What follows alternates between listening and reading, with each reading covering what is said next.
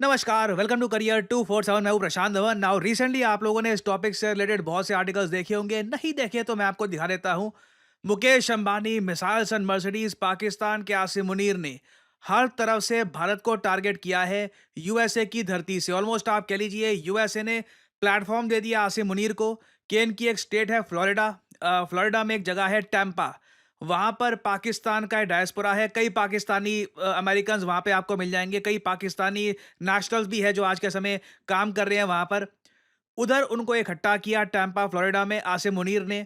और उनके सामने जो स्पीच दिया है ना, ये इतना ज़रा एंटी इंडिया है। परहैप्स आसिम मुनीर ने ऐसा स्पीच पाकिस्तान की धरती पे कभी नहीं दिया होगा। ओपनली यहां पर आसिम मुनीर ने मुकेश अंबानी को भी टारगेट किया है और एक रिलीजियस वर्स है उससे जोड़कर बताया है कि इन द फ्यूचर जो इंडिया के बड़े बड़े बिजनेसमैन हैं, जो हमारे बिजनेस टाइकून्स हैं, जो बिलियनियर्स हैं, उनको भी पाकिस्तान टारगेट करना स्टार्ट कर देगा ना। एक बार को यहाँ पे आप पूछ सकते हैं कि आसिम मुनीर ठीक है यूएसए में गया हुआ है आज के समय, सेंटकॉम कमांडर से मिला। मैंने आपको प्रीवियस वीडियो में बताया था।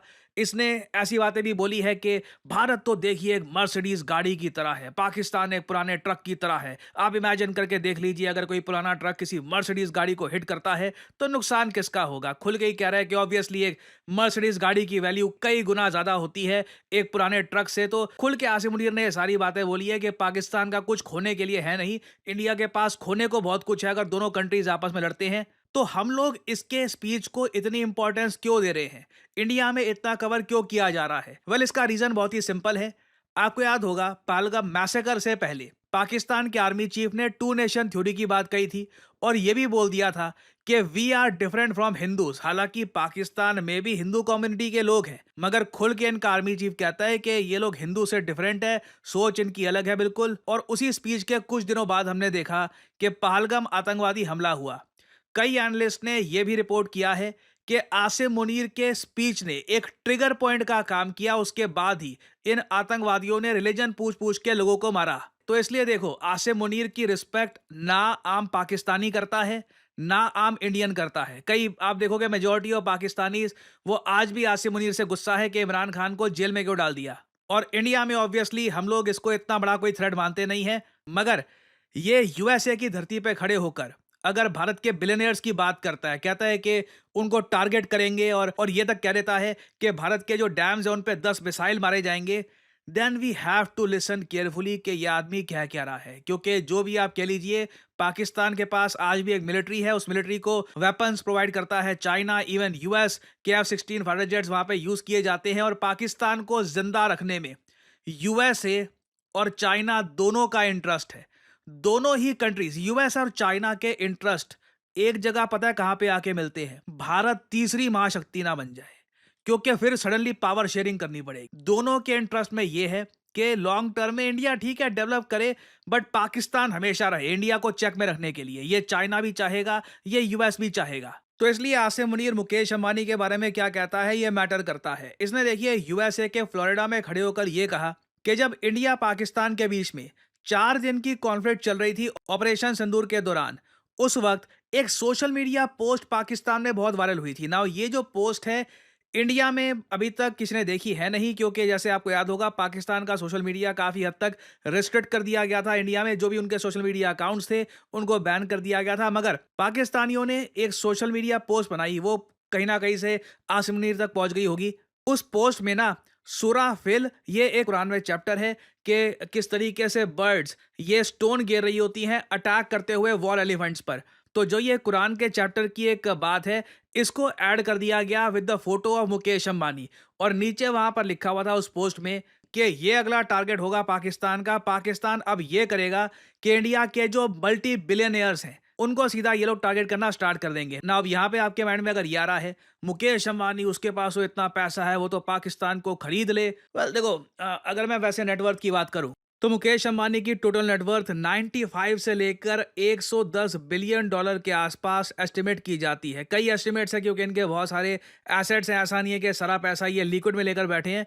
कई शेयर्स वगैरह सबकी टोटल वैल्यू बताई जाती है इतनी। पाकिस्तान की अगर हम नॉमिनल जीडीपी देखें तो ये मोस्ट रिसेंटली 400 बिलियन डॉलर के आसपास पहुंची है। नाउ इस जीडीपी में से ना अगर हम एक्सटर्नल डेट और लायबिलिटी बाहर से जो डेट उठा रखा है पाकिस्तान ने वो देखें तो ये 130 बिलियन डॉलर का है। अगेन मुझको ये बोलना पड़ेगा, ये पब्लिक में इन लोगों ने अनाउंस कर रखा है। बाकी यही बताया जाता है चाइना ने बहुत सारे सीक्रेट लोन्स भी दिए हैं पाकिस्तान को, और वो अमाउंट कितना बैठता है, कई लोग कहते हैं कि वो एक्चुअल अमाउंट 200-250 बिलियन डॉलर के आसपास पहुंच जाएगा। तो आई मीन डिपेंड करता है यहाँ पे आप किस तरीके से देखते हैं। मेरा मानना है इस नॉमिनल जीडीपी में से जो ये डेट है, इसकी इंटरेस्ट, फाइनेंसिंग वगैरह वो सब माइनस करके जो एक्चुअल अमाउंट आप देखोगे ना, तो बिल्कुल दो मुकेश अंबानी पूरे पाकिस्तान के बराबर हैं। और पाकिस्तान ये बात अच्छे से समझता है। इंडिया में आज के समय बिलियनियर्स लगातार बढ़ रहे हैं। अगर आप मोस्ट रीसेंट लिस्ट देखोगे ना बिलियनियर्स की, बाय द वे एक बिलियनियर एक ऐसा आदमी होता है जिसकी टोटल नेटवर्थ 8,600 करोड़ रुपए से ऊपर की होती है। इससे जैसे ही नेटवर्थ ऊपर गई वो बिलियनियर बन जाएगा। बट यूजुअली बिलियनियर जो होते हैं उनकी नेटवर्थ 5, 6, 10 बिलियन, और मुकेश अंबानी के केस में 100 बिलियन डॉलर के आसपास होती है। तो यूएसए में दुनिया में सबसे ज्यादा बिलियनियर है 900, चाइना में नंबर 2 पे 450, फिर नंबर 3 पर भारत है। 205 बिलियनियर्स हम प्रोड्यूस कर चुके हैं। ये बिलियनियर्स अकेले खड़े नहीं होते हैं, इनके पीछे इंडस्ट्रीज होती है, इनके पीछे जॉब्स होती हैं। जितने ज्यादा बिलियनियर्स भारत और प्रोड्यूस करेगा इन द फ्यूचर, उतना आप देखोगे हमारी इकोनॉमी भी ग्रो करने वाली है। It is very much simple. Now इस लिस्ट में आप पाकिस्तान को ढूंढने के लिए जाओगे तो पाकिस्तान आपको मिलेगा नहीं, क्योंकि पाकिस्तान में बताया जा रहा है गिनती के 3 बिलियनियर हैं। एक शाहिद खान जिनका बेटा चलाता है ऑल इलीट रेसलिंग AEW, ये वैसे कहने को ही पाकिस्तानी है, यूएसए में रहते हैं all the time, USA UK में।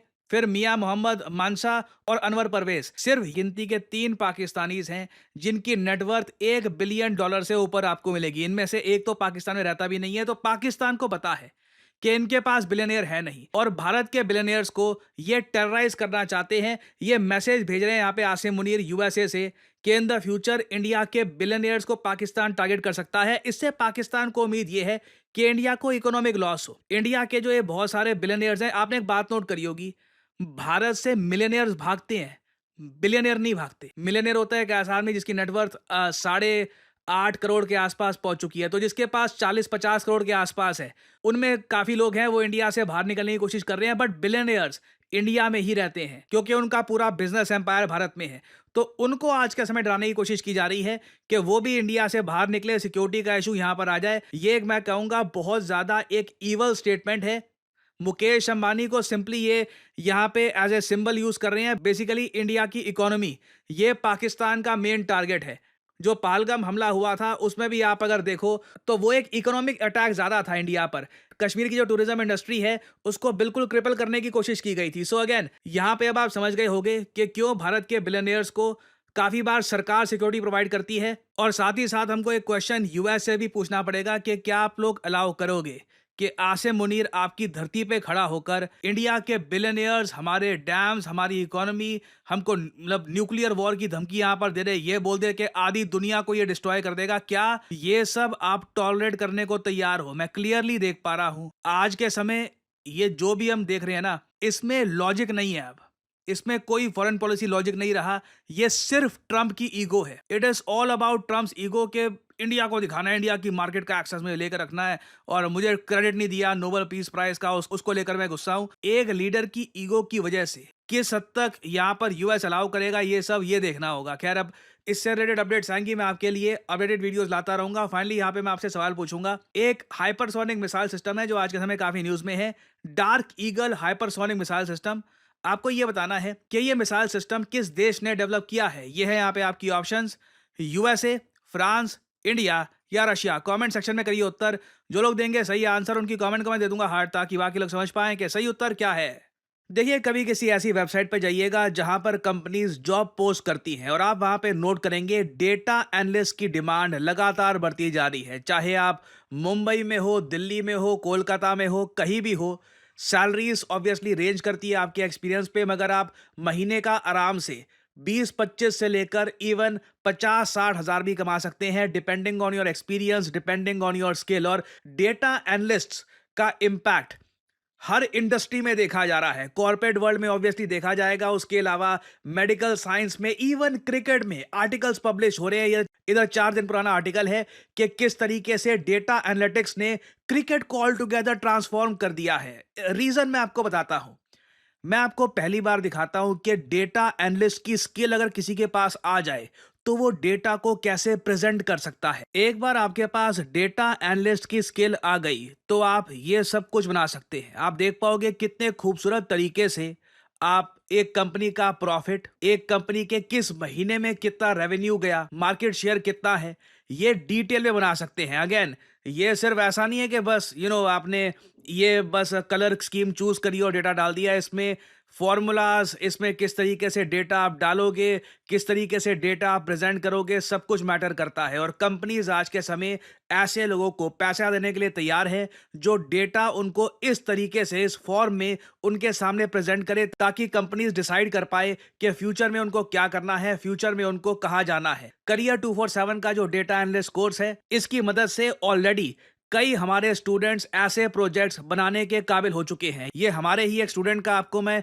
प्रोजेक्ट दिखा रहा हूं, और ये अगेन जो टोटल स्किल है उसका बस 5 to 6% है। उसके अलावा बहुत सारे और टूल्स होते हैं डेटा एनालिटिक्स में, जिसमें आप अगर प्रोफिशिएंट बन गए तो सडनली जॉब मार्केट में आपकी वैल्यू बहुत ज़्यादा बढ़ जाएगी। आपको सिंपली क्या करना है, इस वीडियो के यहाँ पे कमेंट सेक्शन में जाओ, यहाँ पे लिंक पर क्लिक करो, अपना नाम, ईमेल आईडी, नंबर और यहाँ पे डिस्काउंट कोड आपसे मांगेंगे, यहाँ पे PG10 डाल देना। नहीं तो बाद में आपसे ज़्यादा पैसे चार्ज किए जाएंगे इस कोर्स के लिए। Make sure to add the discount code PG10। और करियर 247 के कंसल्टेंट की तरफ से आपको कॉल आएगा। आप उनसे सवाल पूछ सकते हैं कि किस तरीके से अपना करियर आप स्टार्ट कर सकते हैं as a data analyst. So इसी नोट के साथ यह है वीडियो का अंत। Thank you for listening and as I always say, may the gods watch over you.